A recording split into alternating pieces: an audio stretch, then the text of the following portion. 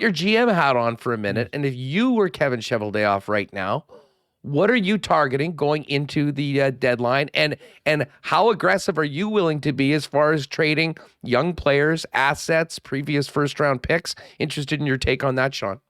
Okay. I think they should be taking big swings. I think they should be taking a big swing and trying to get the kind of forward that would allow you to do exactly what I was saying, take and maybe spread things out a little bit and give yourself a top 9, so that you would have Adam Lowry's fourth line rolling out and being that, wet blanket that absolutely smothers the best lines of the other teams. And then if you had 3 lines that could go out and produce and score, you'd be, I think, extremely, extremely dangerous up front. I think that player should be a player that can grind. So like a Bo Horvat type. I'm still, and listen, when I'm saying this is all massive wish list stuff that would require a lot of times surgery in order to make it work financially and giving up assets to make it work financially. But I'm still a big believer that Jonathan Toews on a team like this could take a line and make it the best line on the Jets team for many nights in the playoffs if you brought in a guy like that. So I think if you've got a Bo Horvat type player, a Jonathan Toews type player that you can showcase and build a third line around, you would really lock things in offensively. What do you think the cost for Toews would be? And what would you be willing? Because I'm with you. I mean, I think the intangibles, his experience, what he can do in the faceoff circle, and the fact that he has returned to a much more productive player after, some issues the last couple of years. I mean, I think there's a fit.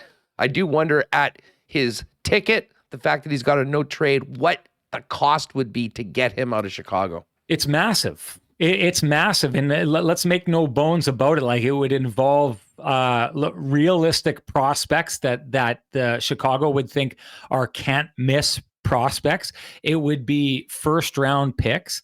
And it would also be, futures because what you would need to do is you would need Chicago to eat some of that salary if you were going to make this work, and you have to pay in prospects to have that happen as well. So it would be massive. And to get back to the point or what you were asking before, I do think the Jets should do it because I think, I don't know if you saw what Nick Kypreos was saying about Pierre-Luc Dubois, but his belief is entirely that Pierre-Luc Dubois is gone. If he's gone, as a general manager, you've got 2 choices. You can take one more swing next year with this group before losing that player for nothing and treating him like a rental, and potentially losing Connor Hellebuck and potentially losing Mark Scheifele, or you've got 2, or you have to move him this summer and see what happens with that. Either way, I'm a big believer, Huss, that since 2018 the Jets were capable of taking a deep run in the playoffs and potentially winning a Stanley Cup. And they messed that up. I think the culture went sour. I think that's what is being dealt with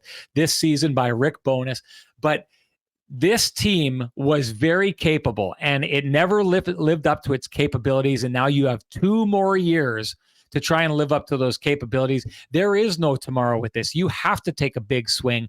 And if you truly believe in this group, I think what it means is you're going to be bargaining your future for the present. And that's what it takes to make a big swing and to round this out. So I think you need that big guy up front. I still think you want a top 4, if not a top 2 defenseman to really kind of make yourself bulletproof. And on top of that, add a depth veteran defenseman who is probably going to sit in the press box for most nights, but if something goes wrong, is capable of stepping in and handling the rigors of the playoffs and also handling the rigors of not being able to play every night. I think they need those 3 pieces to be bulletproof heading into the playoffs. And I think if I were Kevin Cheveldayoff and I'm wearing the GM hat and I see what I have with this group, that's my take.